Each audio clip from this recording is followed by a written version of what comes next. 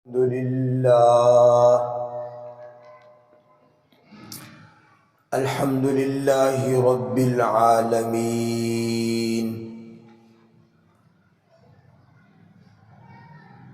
الحمد لله الذي لم يتخذ ولدا ولم يكن له شريك في الملك ولم يكن له ولي من الذل الحمد لله فاطر السماوات والأرض جاعل الملائكة رسلا أولي أجنحة مثنى وثلاث ورباع يزيد في الخلق ما يشاء إن الله على كل شيء قدير ما يفتح الله للناس من رحمة فلا ممسك لها وما يمسك فلا مرسل له من بعده وهو العزيز الحكيم ونشهد أن لا إله إلا الله وحده لا شريك له ونشهد أن سيدنا ونبينا ومولانا محمدا عبده ورسوله أما بعد فأعوذ بالله من الشيطان الرجيم بسم الله الرحمن الرحيم قل إن اجتمعت الإنس والجن على أن يأتوا بمثل هذا القرآن لا يأتون بمثله ولو كان بعضهم لبعض ظهيرا وقال رسول الله صلى الله عليه وسلم نعمتان مغبون فيهما كثير من الناس الصحة والفراغ أو كما قال رسول الله صلى الله عليه وسلم يا رب صل وسلم دائما أبدا على حبيبك خير الخلق كلهم هو الحبيب الذي ترجى شفاعته لكل هول من الأهوال مقتحم اللهم صل على محمد وعلى آل محمد كما صليت على إبراهيم وعلى آل إبراهيم إنك حميد مجيد اللهم بارك على محمد وعلى آل محمد كما باركت على إبراهيم وعلى آل إبراهيم إنك حميد مجيد میرے محترم بزرگوں، بھائیوں، دوستوں اور ساتھیوں،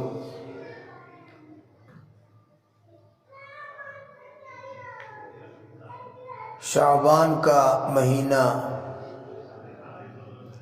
اپنے اختتام کی طرف جا رہا ہے۔ انشاءاللہ العزیز چند دن باقی ہیں، بابرکت مہینہ رمضان المبارک کا شروع ہو جائے گا۔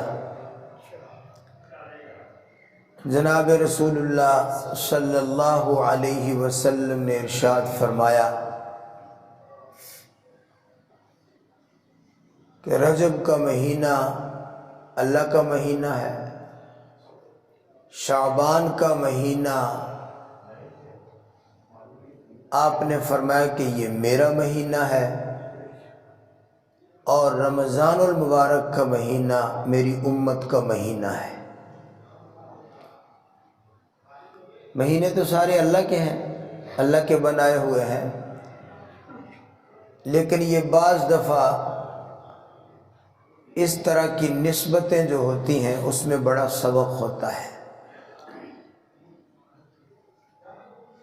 رجب کے مہینے کو کہا کہ یہ اللہ کا مہینہ ہے، اس واسطے کہ اللہ تبارک و تعالی نے 4 مہینے ایسے بنائے ہیں جن کو اشہر حرم کہا جاتا ہے، حرمت والے، عزت والے مہینے۔ ان میں ایک رجب بھی ہے، 3 اور ہیں، ذوالقعد، ذوالحج اور محرم، وہ کٹھے آتے ہیں۔ اور یہ ایک رجب کا مہینہ یہ الگ سے ہے۔ یہ 4 مہینے اللہ نے معزز محترم بنائے، ان کا احترام، ان کی تعظیم اللہ جل جلالہ کی طرف منسوب ہے، اللہ کی طرف ان کی نسبت ہے۔ یہ اللہ کے بنائے ہوئے حرمت والے، عزت والے مہینے ہیں۔ قرآن مبین میں ہے ان عدت الشہور عند اللہ 12 شہرا فی کتاب اللہ، کہ اللہ جل جلالہ نے جب دن اور رات کے نظام کو، زمین آسمان کے اس نظام کو تخلیق فرمایا تو اسی دن سے ہی یوم خلق اللہ السماوات والارض، اسی دن اللہ نے سال بنایا اور سال کے 12 مہینے بنائے۔ منہا 4 حرم، اس 12 میں سے پھر 4 مہینے اللہ نے عزت والے، تعظیم والے بنائے۔ یہ پہلے ہی دن سے جب اللہ نے کائنات کو بنایا، اس لیے رجب کو کہا کہ یہ اللہ کا مہینہ ہے۔ اور شعبان کے متعلق رسول پاک صلی اللہ علیہ وسلم نے فرمایا کہ یہ میرا مہینہ ہے۔ شعبان کے مہینے کو اللہ کے محبوب نے کہا یہ میرا مہینہ ہے۔ یہ کیوں کہا؟ اس لیے کہ رمضان المبارک کے روزے تو فرض ہیں، لیکن نبی علیہ الصلوۃ والسلام 2 مہینے کے روزے رکھتے تھے، ایک رمضان کے اور اس سے پہلا مہینہ جو شعبان کا، اس کے بھی آپ روزے رکھتے تھے۔ کبھی ہوا کہ آپ نے کوئی روزہ شعبان کے مہینے میں نہ رکھا ہو، ورنہ آپ اس مہینے کے بھی تقریباً عموماً سارا مہینہ روزے رکھتے تھے، سارے روزے رکھتے تھے۔ وہ فرض ہے اور یہ سنت ہے۔ فرض کی نسبت اللہ کی طرف ہوتی ہے، اللہ کا فرض ہے۔ جب ہم سنت کا لفظ بولتے ہیں تو اس کی نسبت رسول اللہ کی طرف ہوتی ہے۔ جب بھی ہم کہتے ہیں فلاں چیز سنت ہے تو فوراً مسلمان کا ذہن کدھر جاتا ہے؟ اللہ کے نبی کی طرف، کہ سنت ہے یعنی اللہ کے نبی کا طریقہ ہے، نبی پاک صلی اللہ علیہ وسلم کا طریقہ ہے۔ تو حضور پاک صلی اللہ علیہ وسلم اس مہینے میں سارا مہینہ روزے رکھتے تھے، نفل روزے۔ ام المؤمنین حضرت عائشہ صدیقہ رضی اللہ عنہا فرماتی ہیں عورتوں کے روزے اپنی عادت کی، دنوں کی وجہ سے کچھ نہ کچھ رہ جاتے ہیں ہر عورت کے، کیونکہ اس کے ہر مہینے میں 4 دن، 3 دن، 5 دن، 4 دن، 7 دن، وہ اس کی ایسی عادت کے ہوتے ہیں جس میں وہ ناپاک ہوتی ہے، اس نے نماز بھی نہیں پڑھنی اور ان دنوں میں اس نے روزہ بھی نہیں رکھنا۔ لیکن مسئلہ یہ ہے کہ نمازیں جو ہیں وہ تو معاف ہیں، جو عورت کی عادت کے دنوں کی نمازیں رہ گئیں وہ تو اس پر معاف ہے، وہ تو گویا نماز اس پر فرض ہی نہیں تھی۔ بس جب پاک ہو جائے غسل کرے نماز شروع کرے، جب تک وہ ناپاک ہے، اس کی عادت کے دن ہیں ناپاکی کے، ان دنوں کی نمازیں معاف ہیں، لیکن روزہ معاف نہیں۔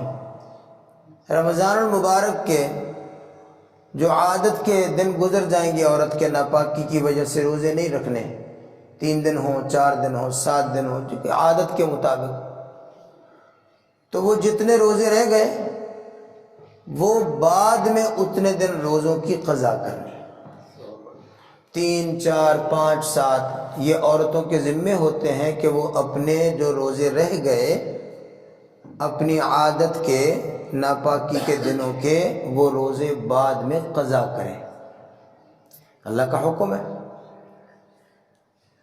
نماز معاف ہو گئی، روزے قضا ہو گئے، وہ دوبارہ رکھنے ہیں، اپنی تعداد پوری کرنی۔ حضرت علی المرتضیٰ رضی اللہ تعالیٰ عنہ فرماتے ہیں کہ دین اسلام کے تمام احکام اللہ اور اس کے رسول کی مرضی پر چلتے ہیں۔ انسان اگر اپنی عقل سے سوچے اور یہ کہے کہ میری عقل ایسے کہتی ہے اور مسئلہ ایسے ہونا چاہیے، دین اسلام کے احکام عقل پر نہیں ہیں بلکہ کس پر ہیں؟ اللہ اور اس کے رسول کے حکم پر ہے۔ فرمایا اگر عقل پر دین کے احکام کا مدار عقل ہوتا،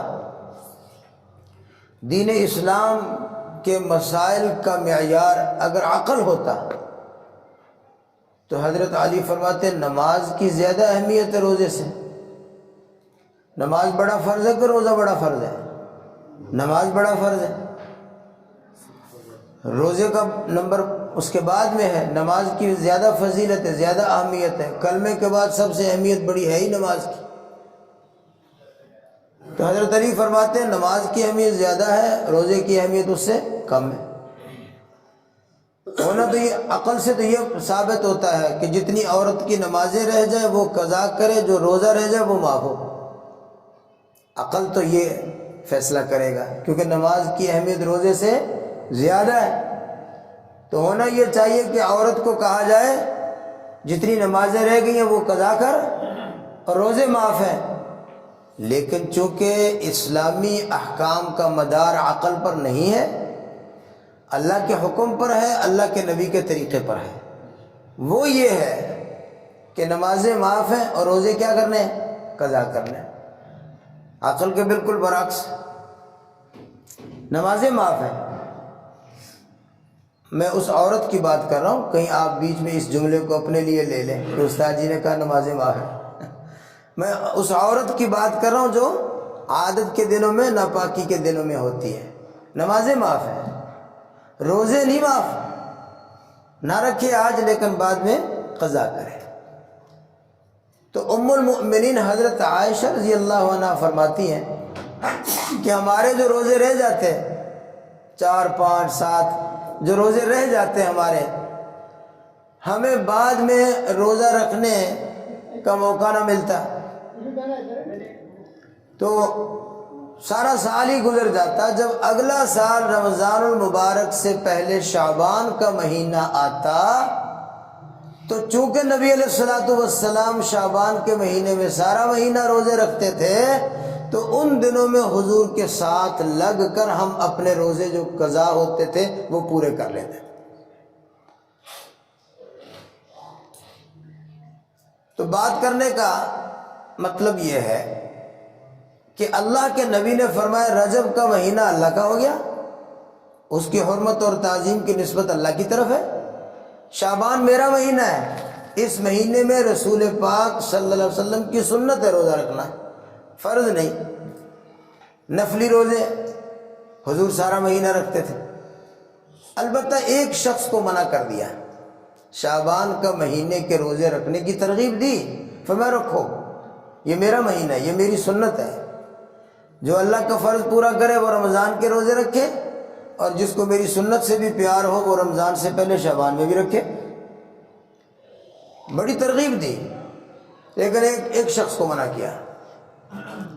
اگر کسی شخص کا مزاج، کسی کی جسمانی طاقت اس قسم کی ہے کہ اسے اندیشہ ہے کہ اگر میں نے شعبان میں روزے رکھ لیے تو میرے جسم میں ضعف، کمزوری اور نقاہت آ گئی تو کہیں رمضان کے روزوں میں سستی نہ ہو جائے۔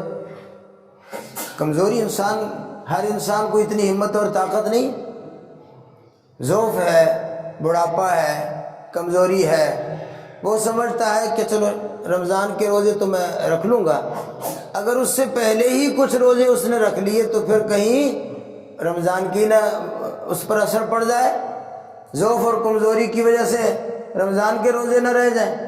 تو ایسے شخص کے متعلق فرمایا کہ نہیں بھائی نہیں، شعبان کے لیے رکھنے بالکل نہ رکھو، منع کر دیا۔ بس رمضان کے روزوں کے لیے اپنی انرجی جو ہے نا وہ جمع رکھو، تاکہ تمہاری جسمانی طاقت اور جسم کی ہمت اور طاقت مجتمع رہے اور اصل کام میں سستی نہ ہو جائے۔ یہ ان لوگوں کو منع کر دیا، کیونکہ شریعت اعتدال کا نام ہے، شریعت تشدد کا نام نہیں ہے، شریعت اپنے آپ پر سختی کرنے کا نام نہیں ہے۔ لا تشددوا فشدد اللہ علیکم، محبوب پاک نے ارشاد فرمایا اپنے اوپر تشدد نہ کرو، روزے رکھنے شروع کر دو، ضعف آ جائے، کمزوری آ جائے، بڑھاپا، بیماری، اور اپنے اوپر تشدد کرتے رہو، سختی کرتے رہو۔ اسلامی احکام تو اعتدال کا نام ہے، نرمی سے، اعتدال سے اللہ تبارک و تعالیٰ کے احکام پر عمل کرو، مستطعتم، جتنی اللہ نے طاقت دی ہے۔ اسلام تو انتہائی آسان، سادہ اور بالکل سہولت والا مذہب ہے۔ سب جانتے ہیں مسلمان نماز میں کتنی دیر قیام کرنا ہوتا ہے؟ ہم جب فجر کی دو رکعت پڑھتے ہیں، یا ظہر کی 4 رکعت، عصر کی 4 رکعت، مغرب کی 3 رکعت، عشاء کی 4 رکعت، وتر کی 3 رکعت، جب وہ نماز پڑھنی ہوتی ہے، نماز میں کتنی دیر قیام ہوتا ہے؟ آدھا منٹ، زیادہ سے زیادہ 1 منٹ۔ وہ سبحانک اللہ پڑھنی ہے، اعوذ باللہ، بسم اللہ، سورۃ فاتحہ اور ایک چھوٹی سی اور سورت پڑھنی، اللہ اکبر، رکوع میں چلے گئے، کتنی دیر قیام ہے؟ زیادہ سے زیادہ 1 منٹ۔ آپ حساب کریں، جب ہم 4 رکعت پڑھتے ہیں نماز کی، کتنے منٹ لگتے ہیں؟ 4 منٹ لگتے ہیں، 5 لگ جائیں گے، زیادہ سے زیادہ 6 لگ جاتے ہیں، 1 منٹ کا بھی قیام نہیں ہوتا۔ پھر دوسری رکعت میں جب اٹھتے ہیں تو اٹھ کر بسم اللہ، سورۃ فاتحہ، اور پھر بسم اللہ پڑھ کے ایک چھوٹی سی سورت اور پڑھنی ہوتی ہے، اور تیسری اور چوتھی رکعت میں فرضوں میں صرف فاتحہ ہی پڑھنی ہوتی ہے، ولا الضالین، آمین اور اللہ اکبر، رکوع کو چلے گئے، کتنی دیر قیام ہے؟ یعنی پوری 4 رکعت میں شاید 1.5 یا 2 منٹ کا قیام ہے۔ اب اگر اللہ جل جلالہ حکم دیتے کہ قیام ضروری ہے، قیام ہی فرض ہے، اور قیام کے بغیر تمہاری نماز نہیں، تو یہ بھی حکم کوئی اتنا تشدد والا تو نہیں تھا، کوئی اتنا سخت تو نہیں تھا۔ آدھا منٹ تو کوئی بھی آدمی جو ہے، بیمار سے بیمار آدمی، کمزور سے کمزور آدمی بھی آدھا منٹ کھڑا ہو سکتا، لیکن پھر بھی اللہ نے دین میں اتنی سہولت اور آسانی رکھی ہے کہ اگر تجھے اندیشہ ہے کہ میں کھڑا ہو کر نماز پڑھوں تو مجھے چکر آ جائیں گے، گرنے کا خطرہ ہے، طاقت نہیں ہے، تو کہا چلو تو بیٹھ کے نماز پڑھ۔ کوئی اللہ نے جو قیام فرض کیا نماز میں، وہ کوئی آدھے دن کا قیام تو نہیں تھا نا، کہ اللہ کہتے تو نہیں کھڑا ہو سکتا تو بیٹھ جا۔ کوئی 3-4 گھنٹے کا قیام تو نہیں تھا، تھا تو وہ بھی 20 سیکنڈ 30 سیکنڈ کا، آدھے منٹ کا۔ اللہ نے وہ بھی کیا کر دیا؟ اپنے بیمار بندے کو معاف کر دیا۔ دین کتنا آسان ہے۔ ایسے لوگ ہم دین کو گالیاں دینے لگ جاتے ہیں کہ بڑا سخت ہے، بڑا سخت ہے۔ کتنا آسان دین! یہ 15 سیکنڈ، 20 سیکنڈ، 25 30 سیکنڈ کا قیام ہے نماز کی رکعت میں، پھر اسی طرح دوسری رکعت میں، تیسری اور چوتھی رکعت میں اس سے بھی کم، 10 سیکنڈ میں ہم سورۃ فاتحہ پڑھ لیتے ہیں۔ تو اتنا اللہ نے دین میں سہولت رکھی ہے کہ اگر کھڑے ہو کر نماز پڑھنا تیرے لیے دشوار ہے تو تو بیٹھ کر پڑھ لے۔ پھر دیکھیں بیٹھ کر بھی، آخر ہم مریض کو دوا پلانے کے لیے تو بٹھاتے ہیں نا، اتنی دیر تو وہ بیٹھ سکتا تھا، لیکن اللہ نے پھر سہولت فرما دی کہ اگر مریض کو بیٹھنا بھی دشوار ہے تو چلو لیٹ کر نماز پڑھ لے۔ اسلام تو کتنا آسان ہے۔ ہم سمجھتے ہیں کہ آسانی کا مطلب یہ ہوگا کہ اللہ کہے کہ چل جتنا نہیں دل مندت نہ پڑھ۔ ہم کہتے ہیں آسانی کا شاید یہ مطلب ہے، اس لیے کہتے ہو جی دین اتنا آسان ہے، میں تو نماز نہیں پڑھ سکتا۔ میں تو محنت مزدوری کرتا ہوں، میں تو نوکری کرتا ہوں، میں تو کھیتی باڑی کرتا ہوں، میں تو ملازمت کرتا ہوں، میری تو مصروفیات بہت زیادہ ہیں، اور تم کہتے ہو نماز نماز نماز 5 دفعہ نماز ضرور پڑھنی۔ ایڈا اوکھا دین ہے، اتنا مشکل دین ہے۔ ہم نے یہ سوال گھڑا ہوا ہے، اور خدا کے بندے اللہ نے کب کہا ہے کہ تو نوکری چھوڑ اور نماز پڑھ؟ کب اللہ نے کہا؟ نوکری کے دوران، ملازمت کے دوران، کھیتی باڑی کے دوران، اور اپنے ہر کام کاج اور مصروفیت کے دوران اگر بیٹھے بیٹھے پیٹ میں مروڑ پڑے تو اٹھ کر بیت الخلاء تو مجبوراً جائے گا کہ نہیں جائے گا؟ وہاں نہیں تجھے نظر آتا کہ یہ کیوں مجبوری اللہ نے میرے ساتھ رکھی ہوئی ہے؟ وہاں تو اٹھ کر جائے گا اور بیت الخلاء میں چاہے نوکری جان دی ہے جاوے، جو مرضی نقصان ہوتا ہے ہو، یہ تو میں نے جانا ہے، یہ تو میری مجبوری ہے۔ نماز کو مجبوری نہیں سمجھا، نماز کو خالق کا حق نہیں سمجھا، خالق کا کوئی حق نہیں تھا۔ تو دین اسلام تو آسان دین ہے۔ تو میں بات یہ عرض کر رہا ہوں کہ رجب کا مہینہ کیا فرمایا؟ یہ میرے اللہ کا مہینہ، اور شعبان کا مہینہ اللہ کے محبوب نے کیا فرمایا؟ یہ میرا مہینہ ہے۔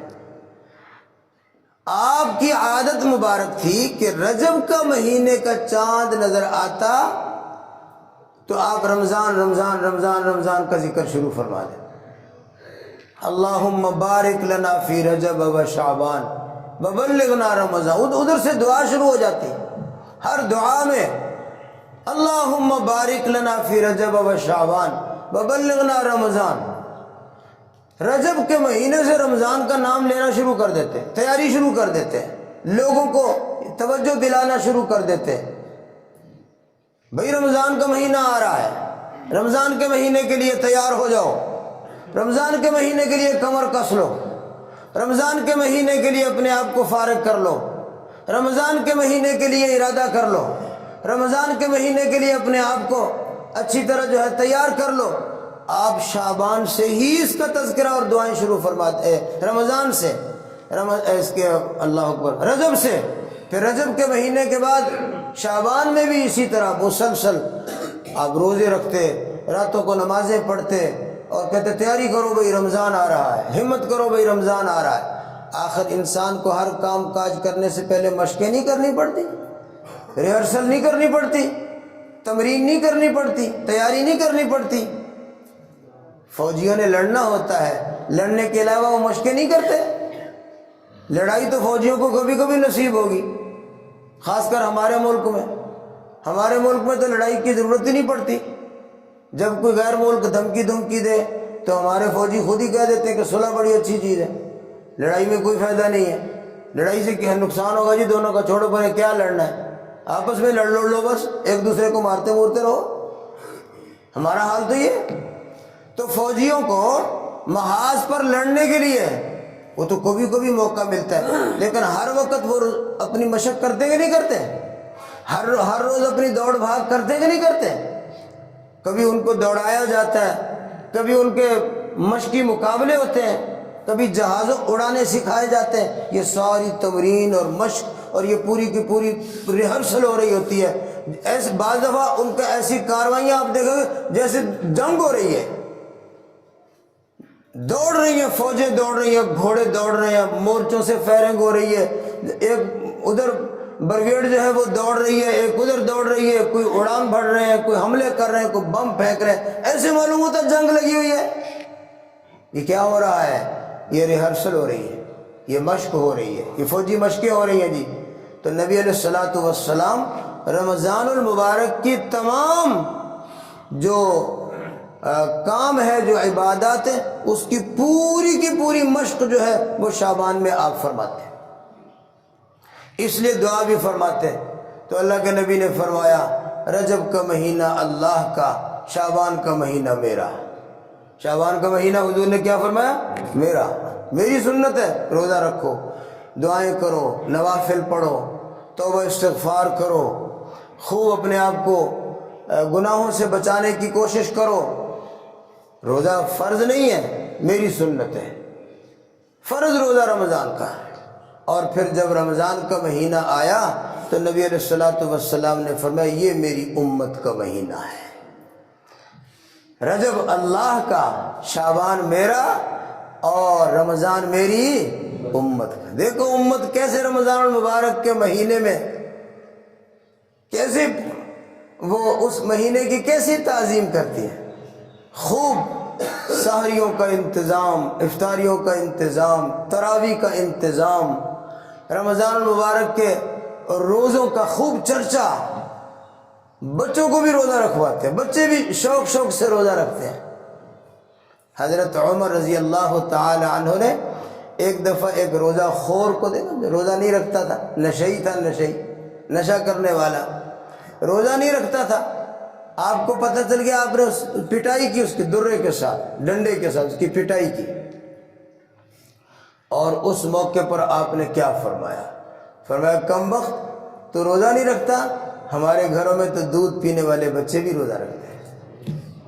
ہمارے گھروں میں تو ماؤں کی چھاتیوں سے دودھ پینے والے بچے بھی روزہ رکھتے ہیں، کمبخت تو روزہ نہیں رکھتا. آپ سوچیں گے دودھ پینے والے بچے کہاں روزہ رکھتے ہیں؟ یہ صرف سوال پیدا ہوگا، یہ کیا کہا امیر المومنین نے کہ ہمارے گھروں میں تو دودھ پینے والے بچے بھی روزہ رکھتے ہیں، تو روزہ نہیں رکھتا تو شرم نہیں آتی؟ پٹائی کی اس کی. تو آپ سوچیں گے، سوچ رہے ہوں گے بچے کہاں روزہ رکھتے ہیں؟ دودھ پینے والے، فیڈر پینے والے. یہ فیڈر تو اب نکلا نا، پہلے تو صرف ماں کی چھاتی سے ہی دودھ پیتے تھے بچے، یہ فیڈر تو اب نکلے ہیں. تو دودھ پینے والے بچے، دودھ پینے کی مدت 2 سال ہے، 2 سال، 1.25 سال، 1.5 سال، 2 سال کے روزے بچے کہاں روزہ رکھتے ہیں؟ آپ سوچ رہے ہوں گے. لیکن صحابہ کی زندگیوں کو پڑھے تو پتہ چلتا ہے کہ ہاں وہ بھی رکھتے تھے، وہ بھی روزہ رکھتے تھے. کیسے کہ مسلمان جو مائیں تھیں نا، عورتیں صحابیات، انہوں نے اپنے بچوں کی تربیت اور اپنے بچوں کو اسلامی احکامات کی پوری مشق کروانے کے لیے وہ اس کا اہتمام کرتی تھیں کہ جو بچے ماؤں کی چھاتیوں سے دودھ پیتے تھے ان بچوں کو رات کو دودھ پلاتی، سحری کے وقت ان کو اپنی چھاتی سے لگا کر دودھ پلاتی، پلا کے رجا دیتی. اور جب روزہ شروع ہوتا تو وہ خوب بچے رجے ہوتے تاکہ دن کو وہ دودھ مانگے ہی نہ، روئے ہی نہ. اور پھر سارا دن اگر کبھی بچے روتے تو ان کو مختلف کھلونوں میں لگا کر، بہلا پھسلا کر، جھولے میں ڈال کر ان کو جھولا دلا پورا دن گزارتے. اور جب مغرب کی اذان ہوتی پھر مائیں اپنے بچوں کو دودھ پلاتی. اپنے دودھ پینے والے بچوں کو بھی روزے کی مشق ہو رہی ہے. یہ ہے اسلام. آج کل بڑے بچے 12 سال، 14 سال، 15 سال، 18 سال کے بچے ہو گئے، فجر کی نماز کے لیے مائیں نہیں جگاتی. اگر کوئی جگائے بھی اور چھوٹوں پر ہلے کاکا دا ہے، ایک کاکا ہے ہلے 18 سال، 16 سال، 18 سال، 20 سال کے لڑکے، یہ بھی چھوٹے اور چلو بڑا ہوئے گا تو یہاں پہ پڑھ لے گا. کھورے نہیں بڑا کدوں ہونا؟ بدماش تو پورا بن گیا ہے، موبائل تو سارا چلا لیتا ہے، باقی سارے کام تو پورے کر رہا ہے. ابھی بڑا ہوگا تو خود ہی پڑھ لے گا. اے جتنے بڑے ہو گئے یہ خود ہی پڑھ رہے ہیں. خود پڑھنے والا بھی کوئی ہے یہاں محکمہ؟ تو یہ ہے ہمارا حال. اور پھر ہم جناب سوال بھی کرنے میں بڑے ماہر ہیں.